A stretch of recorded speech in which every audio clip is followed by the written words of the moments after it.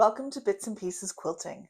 Today I want to show you how to make a really fabulous intertwined block that I have resized based on some inspiration from Misty at Missouri Star Quilts. So stay tuned.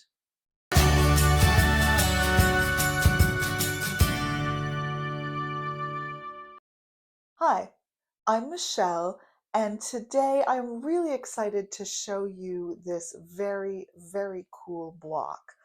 As I said in the intro, I was inspired by Missouri Star, but I have resized this block to make it a little bit more scrap friendly, if you will. So this is going to draw on your 2.5-inch strips, and it's going to make a very cool quilt. So let's dive right in. The next Missouri Star inspired project is this one. And I just think this is so cool. So this is based on a project that Misty did recently called the Puzzle Box. And so this is the thumbnail from that video. And I just thought it was gorgeous. But in her version, it is based on 4-inch pieces. And I thought to myself, I wonder if I can resize that. And in particular, I wanted to resize it to 2.5-inch strips. And so that's what I've done here with this one. 2.5-inch strips are just so common and so useful, and I didn't think that it was going to make a really teeny tiny block. I thought we'd still get a really nice size. And so this was my test block, and it is about 14 1/4. I'm going to have to double check my 1/4-inch seams. It's probably supposed to be 14 1/2 inches, and then it would finish at 14 in the final quilt. Um, but I just think it looks so cool. So I went through the box of fabric that I have from Sue, and let me show you what my plan is. I have pulled out all of these yellows and blues. Aren't they beautiful? And I've paired them up with the darkest yellow and blues, and then all the way down here to the lightest yellow and blues.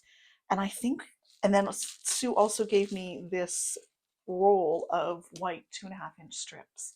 So I think I'm going to make a bunch of blue and yellow interlocking blocks with, of course, the white in between. And then I think I'm going to alternate, make blue in 2 corners and yellow in the other 2 corners, so that when they come together, you get a blue and yellow 4-patch in the corners. So I think this is a really good plan. I'm really excited. I'm going to press these, cut them into 2.5-inch strips, open this up, take a look at where the pinked edges are. I'm not a huge fan, to be honest. I love the concept, but I really hate the pinked edges. So I'm going to take a look at the measurement, and if I can trim off some of the pinked edges, I probably will, because I really don't like them. So yes, getting excited to dive into this. So let me cut up a few pieces, and then I'll walk you through. You can watch the video that Misty has done to see how she has assembled these blocks. But because I've resized it completely, I will take you through each step to show you how to do them.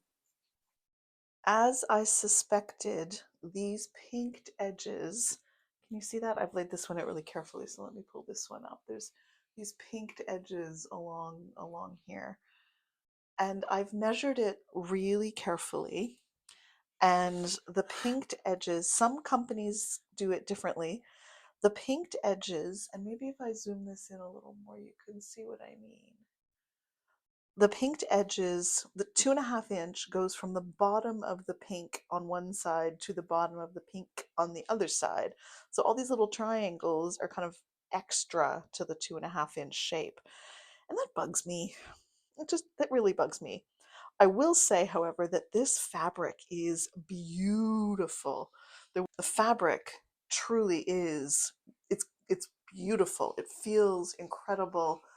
I'm really excited to work with it, but I'm not really excited to work with these pinked edges. So I've done 2 already, and it's a pain in the neck, but I prefer it. So I'm going to just very carefully line up my ruler and cut as much as I can of these pinked edges off of here. It's not a perfect process. It makes a heck of a mess with the fiber and the fiber dust. and it doesn't take them all off completely because I don't want to risk the 2.5 inch measurement. This one I've already done, and you can see I've really only sort of cut the tops off, but it still feels a little bit more accurate because now I know that this strip is 2.5 inches from edge to edge.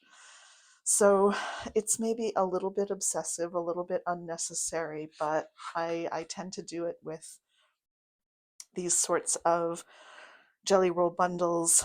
And I don't know if you've noticed across the whole of my videos, but I generally don't buy very many jelly rolls just for this reason, because I really don't like these. Let me share what I've learned so far in this process. This is my first block of the blue and yellow, and I'm loving it. I think it looks so good, really dramatic, but in a good way. So what have I learned? I have learned that I need one strip of each color to make one block. So a single strip, full selvage to selvage, of background, a strip of yellow, and a strip of blue. And because I'm working with fat quarters, that means two pieces off the fat quarter, because that will then give you a full selvage to selvage equivalent. So two pieces off of a fat quarter of each color plus a full strip of background. That will give me one block. If you have watched my channel, you know that I'm a big fan of pressing seams open, and that continues here for a bunch of reasons. In my sample block, I was trying to be able to press seams to one side, and for the most part, it was working, but I ran into a huge problem here, and I don't know if can I pull that up a little closer, and you can see I ended up having to fold the seams over because it just wasn't working, and I hate when that happens. I hate that. I hate that. And I also really dislike pressing rows because then you have to fold these double thick seams over on themselves. And so there are advantages, however, to pressing to one side. It's much easier to get these corners to nest where they need to nest, and that is easier, I will admit. But I also have found that I wasn't able to press this one quite as flat as I would have liked. I don't know if the camera picks up the little thicker parts here. Um, and I don't have those issues here on the yellow and blue one. It lays a lot flatter. I will say, though, that it takes a little bit of extra time to make sure that these edges line up so that you get nice sharp. See, this one's not very sharp at all. Fully acceptable to me, but that, oh wait, can you see that? Yeah, here we go, right here. You know, not as good as it should be, but good enough. This one, though, is perfect, so I'm very happy with that. So that does take a smidge longer when pressing the seams open, and believe it or not, I know it's a bit of a shocker, actually using some pins and some clips here and there to make sure things line up. I was also worried, and it turns out not to be a worry, but I was also worried about these seams here. If I were to lay the blocks side by side like this, having those pressed in the same direction all the way along these edges would mean again that I'd have the full 4 layers all going in one direction. I would either have to fold the seams or it just, yeah. So I am pressing the seams open. I'm also grateful that with pressing the seams open, you don't get the show through. You don't risk the blue showing through the white or the yellow showing through the white in any space. I have also, contrary to Misty's pattern where she makes these very random, I've tried to be really deliberate. And so when I line up the block so that the blue is this way, I'm putting the blue in these corners. This is the first 6 blocks laid out on the floor of my sewing room. And can you see I've alternated blue upright, blue horizontal, vertical, vertical, etc. I like that. I had originally laid them out with the blue all vertical and didn't like that at all. So I like the way that they flop around. And by matching the top right and the bottom left to the, like in this one, when the blue is vertical, the top left and the bottom right, sorry, when the blue is vertical, the top right and the bottom left match the color that's vertical, and that happens in all of them. Then when the blocks come together, I get 4 yellow squares and 4 blue squares in all of these different intersections. So what I think I'm going to do is put a skinny sashing in between all of my blocks, and I'm going to put the alternate color as the setting stone in those spaces. So these 4 yellows will have a tiny little, probably 1.5 inch setting sashing. So that'll have a small blue, and then this one will have a small yellow, and on we go. So these are my darkest yellows and blues. I'm going to get into the lighter ones now, and of course that'll all get mixed up into the quilt. I think I'm going to go with a 4x5 setting. A little problematic because right now I'm getting 3 blocks out of each fat quarter collection. So a fat quarter of yellow, a fat quarter of blue is giving me 3 blocks. I've got 6 sets, so that's only 18. So I'm going to have to figure out how to squeeze another 2 blocks out of the fat quarters that I've got. I'm either going to go back into the bin and see if I have anything, go into my own collection and see if I have anything, or I might see if I can just scrap together those last 2 blocks, because there are some extra pieces from each of these fat quarters as I've been making them. Not enough to make another block completely, but definitely parts of a block. So that's probably what I'm going to end up doing, because this is bits and pieces quilting and we don't waste anything here. So 2 out of my 20 blocks will have perhaps some mismatched corners. So 6 blocks down. Now I need to get back to work for another 14 blocks. I'm going to interrupt the flow of the video here because as I was editing, I realized that the next section was completely confusing. For me, I'm the one that did it. I'm the one that filmed it. And as I was editing, I thought, no, this isn't working. So I'm going to switch from the blue and yellow blocks, and I'm going to show you how to make these blocks using some other fabric, some other scraps, because the next bit was just too confusing. So I hope this makes a lot more sense. So let's get to it. I've pulled out these 3 strips from my scrap bin, and I am going to show you how to cut and make one of these really cool intertwined blocks. As I just said, the video that I had shot with the blue and the yellow to make 3 blocks, it was just really confusing. And I thought if it was confusing for me and I did it, I can only imagine how confusing it would be for you. So we're going to start over and we're going to simplify this and we're going to do 1 block. So I have 3 strips, background and my 2 colors. From the darker of the colors, and this doesn't matter at all, but this is just the way I've been making all my blocks, so it's the way I think of it. I am going to need 2 pieces that are 6.5 inches. And I almost always start by cutting the biggest pieces I need first. I figure if I run short, I can always hope that there's a small piece in the scrap bin. But if you run short and you're missing your biggest piece, then that's often a problem that's just too hard to solve. So I am going to cut 2 pieces that are 6.5 inches long, and I'm going to set those aside. We'll use those a little bit later. Then I'm going to need a piece that is 12.5 inches long exactly, but I'm going to cut it a little bit wider, a little bit longer, just to give me a little bit of leeway. I need a bunch of strip sets and a bunch of this color sewn to the background. So I am just going to cut it just to try to be a little bit more efficient. So I know my ruler is 12 inches. I know I need 12.5 inches. So I'm just going to kind of eyeball it there.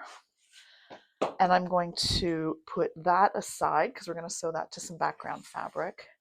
And then I need another couple of 2.5 inch pieces.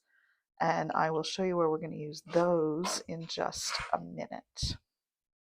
All right, so that's good for this fabric. I will come back and use that eventually. From my other contrasting fabric, I am going to need 2 pieces that are 6.5 inches, same as the other one. And I'm going to need 2 pieces that are 4.5 inches. So I'm going to cut those. And then I'm going to need a piece that's 10 inches that I want to sew to my background fabric. So I'm going to lay out my fabric here and just go a little bit bigger than 10 inches because I do want enough to be able to trim it down. So this I will come back to as well. From my background fabric, I'm going to need 4 pieces that are 4.5 inches long. So I'm going to cut those now, and then we can go over to the sewing machine and start sewing some of our pieces together. So this is 2 and 4. So I'm going to go over to this, we'll put those aside. So I'm going to go over to the machine and I'm going to sew these 2.5-inch squares to these 4.5-inch bricks. Then I'm going to open up my background fabric and I'm going to sew this piece and this piece to my background fabric so that we can cross cut and make some strip sets. I'll be right back. I've sewn these first pieces together and I've also brought my light colored cutting mat up here because I realized that these colors kind of blended in with the green cutting mat. Hopefully this is a little bit easier to see. I've sewn the 2.5-inch pieces to the 4.5-inch bricks and pressed those seams open. And then I've sewn these 2 pieces. This is just bigger than 10 inches and this is just bigger than 12.5 inches to the remainder of my background. What I'm going to do from each of these, from the blue, I need 2 pieces that just have the background fabric. So I'm just going to trim those off like so. And then I'm going to leave the other 2 attached because I'm going to add this teal color fabric to the other side in order to make a 3-piece strip set with the teal, the white, and the teal. So I just roughly cut through there. So that's going to go back over to the machine to sew those pieces. From this one, I'm going to do the same thing. I'm going to cut 2 pieces that are 2.5 inches off the end. And then I'm going to add the green fabric again. And I'm just going to double check, make sure I have enough. Yep, I need just over 7.5 inches because I want 3 of the 3-piece strip set. And then these pieces, these pieces are going to be the corner pieces. So these get the white 4.5-inch bricks sewn to them. So I'm going to go back over to the machine and sew this strip set together, this strip set together, and I'm going to sew these corner blocks together. So these are the corner pieces and they will go into the 4 corners of the block. So we'll set those aside till we're ready. And now I have my strip sets as well. So I'm going to cross cut 3 of these and 2 from this strip set.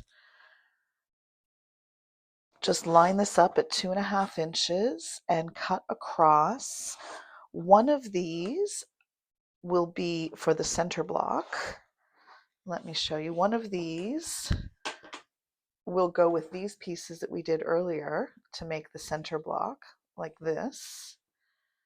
And then the other 2 will get sewn to the 6.5-inch pieces we cut earlier, like this. One here, and after I trim up this one, the other one as well. And then from the teal, we need to cut 2 of these, and they will go with these 6.5-inch pieces. So I'm going to do that cutting, and then I will actually, no, I'm going to talk about the sewing for this now. To sew these together, it's really quite simple, but you want to pay really close attention to make sure that you get these seams lined up really, really well. Maybe that's going to be a pin, maybe a clip, maybe some other way, but that's where you really want to put some time and attention to make sure that you get those seams lined up really well, because this illusion works when it looks like this is a single piece. And if there's a badly matched corner there, then you can sort of shake that illusion a little bit. And then the same thing for this second piece. You want to make sure you get that corner lined up as best as you can. So I'm going to sew those together. I'm going to finish my cutting and sew these units together, and then I'll come back and show you all the pieces for the block. These are now all the pieces that we need to make our block. And you can see on this one, I've got those corners matched up really nicely. So really happy with that. This is our center block, and it's the most complicated piece out of this whole project. And then you saw how simple it was.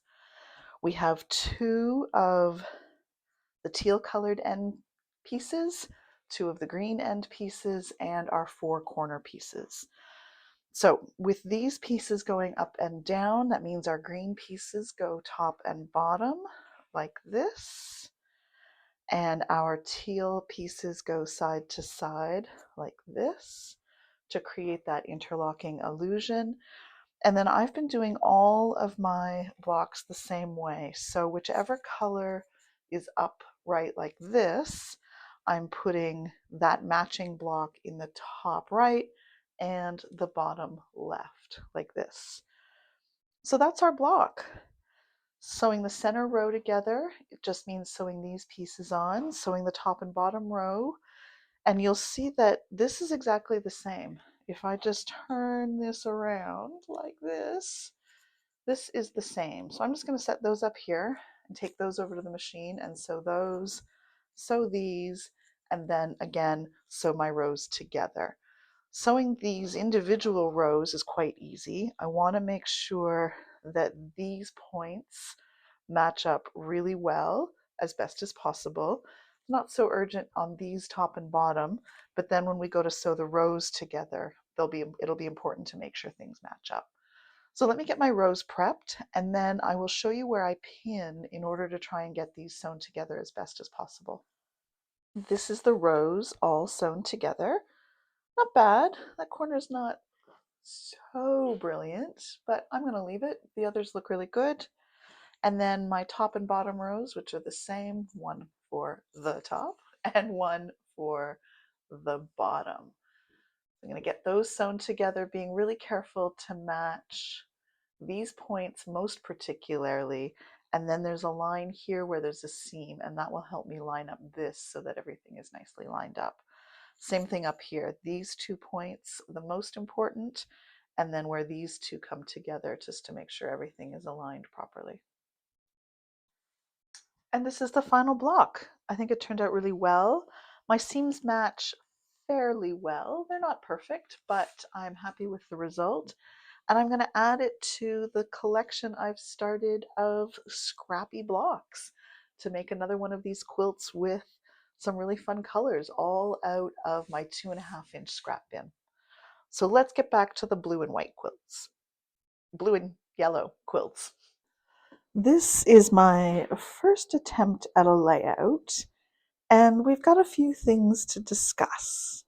So number one, I've abandoned the 4x5, which I think was the original plan, and I've made enough blocks to make 2 quilts with 12 blocks in each quilt. So we've got a 3x4 layout. And I don't like this.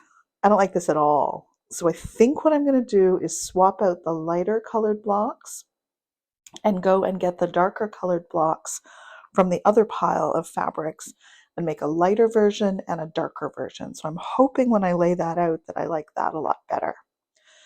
There have been a few compromises, as always. This is bits and pieces quilting. So if I zoom way down in here, you can see here there's a seam on this one and here where I've had to piece those pieces together in order to have enough.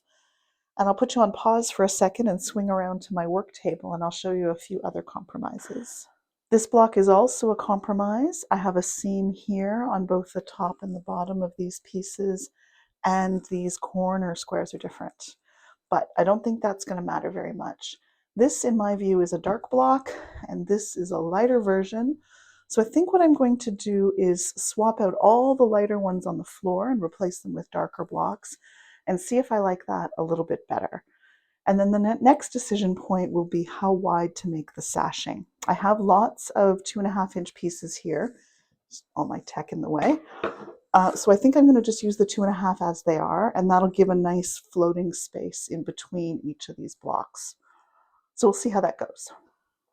I think that looks much, much, much better, much more harmonious, much more unified. Lots of intensity of color, but it all kind of matches. I felt with the light, there were little spaces where the block just seemed to completely disappear, and I didn't like that at all. So I need to cut sashing and cornerstones. And so where my blue squares meet, I'm going to put yellow. Where the yellow squares meet, I'm going to put blue, and so on. So I'll cut those, and I'm definitely going to use the 2.5 inch strips just to space those blocks out a little bit, give it all a bit of bit of breathing room, a little bit of places for the eye to rest. And I think this is going to turn into a beautiful project. Hopefully the light ones will look just as good. So I'm going to sew these together first and then hope for the best. And so this is the final quilt. I'll put some pictures in here of both this one, which is the one with all the darker blocks, and the other one, which I used all the lighter blocks. I'm so thrilled with them. I think they look really, really beautiful. You can see that I went with a 2.5 inch sashing and the little cornerstones in between to separate the blocks and just to give them a little bit of breathing room. Then I put a 2.5 inch border all the way around the blocks to surround them, and then a nice border just to finish it off. I ended up making two quilts, like I said, so there's 24 blocks here, 12 in each one. I think the 20 blocks in the original plan was just going to be kind of a weird and awkward size, and I'm really glad I went in this direction because ultimately the color choices I think were smarter to divide the darks and the lights. So anyway, I hope you've enjoyed this. There's so much scrappy potential with the 2.5 inch strips out of your collection. So I hope you'll make some of these blocks and give it a try. Thanks very much for watching, and don't forget to make the most of your fabric bits and pieces.